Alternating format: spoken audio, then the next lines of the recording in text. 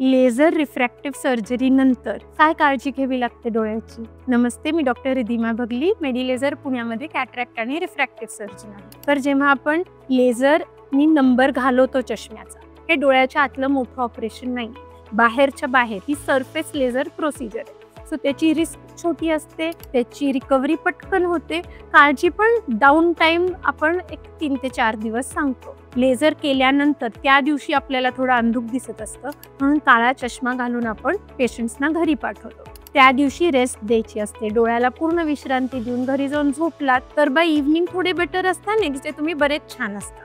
नजर पण next day एक 80-90% आलेली असते. पण काळजी ही की सारखा डोळा हात लावू नका, पुसू नका, चोळू नका. डोळ्याला 3-4 दिवस जपा, डोळ्यामध्ये पाणी जाऊ देऊ नका, डोक्यावर आंघोळ नाही करता येत, डोळ्यात पाणी मारता येत नाही, म्हणून चेहरा धुता येत नाही, पुसून घेऊ शकतो. घराबाहेर पडताना 8 दिवस तरी काळा चष्मा घालायचा असतो, कारण उन्हामध्ये डोळे खूप सेन्सिटिव्ह होतात. असं वाटतं की उन्हात डोळे उघडतच नाही, पण इनडोअर लाईटमध्ये तुम्ही एखाद्या दिवसातच कम्फर्टेबल होऊन जाता. 3-4 दिवस आपण सांगतो की डोळ्याला थोडी विश्रांती द्या, स्क्रीनपासनं, मोबाईल, लॅपटॉप, वाचन, म्हणजे त्याचा अतिरेक करू नका. पण एक 3-4 दिवसानंतर तुम्ही हळूहळू तुमचं रुटीन काम पूर्ण सुरू करू शकता. अगदीच काय अवॉइड केलं पाहिजे की घाण पाण्यामध्ये पोहायला जाऊ नका, बीच वेकेशन किंवा डोळ्याच्या आतला मेकअप, मस्कारा, आयलायनर, काजळ हे 3-4 आठवडे स्विमिंग आणि आय मेकअप टाळा.